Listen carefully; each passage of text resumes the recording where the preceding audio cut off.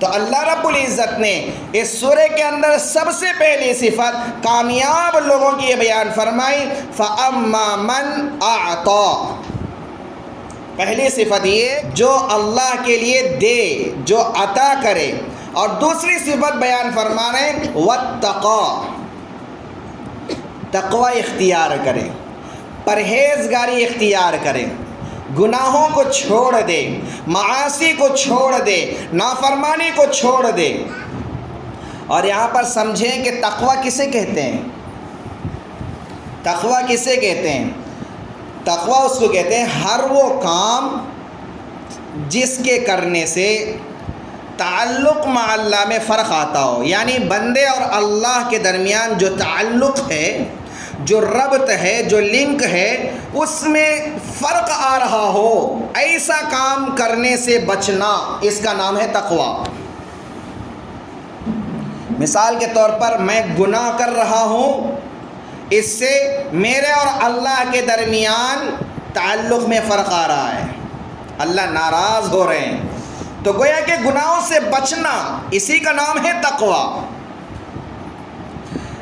جیسا کہ ایک مرتبہ حضرت عمر رضی اللہ تعالیٰ عنہ نے حضرت ابی ابن کعب رضی اللہ تعالیٰ عنہ سے پوچھا تقوی کے متعلق، تقوی کیا ہے؟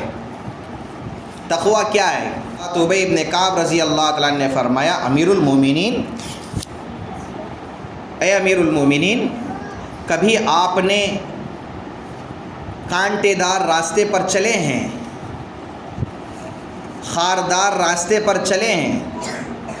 امیر المومنین نے کہا بہت مرتبہ جانا ہوا، ایسے راستے جس پر کانٹے ہوتے ہیں، ان راستوں پر بہت مرتبہ چلنا ہوا۔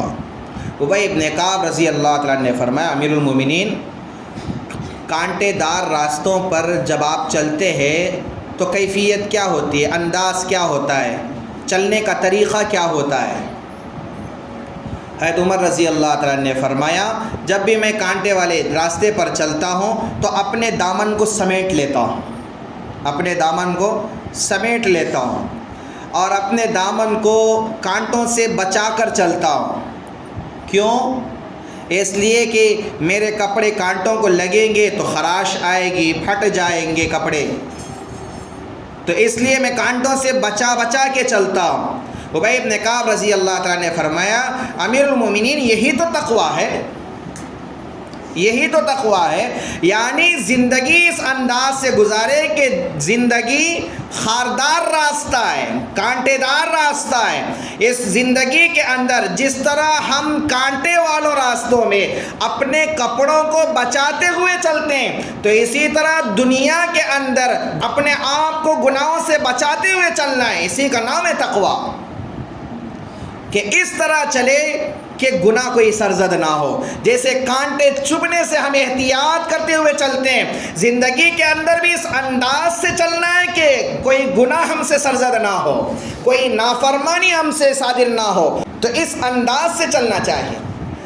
تو اور ایک بات یاد رکھیں کہ تقوی کے ساتھ جو عمل کیا جاتا ہے، اللہ کے یہاں اس کی حیثیت ہے، اس کا مقام ہے، اس کا مقام ہے۔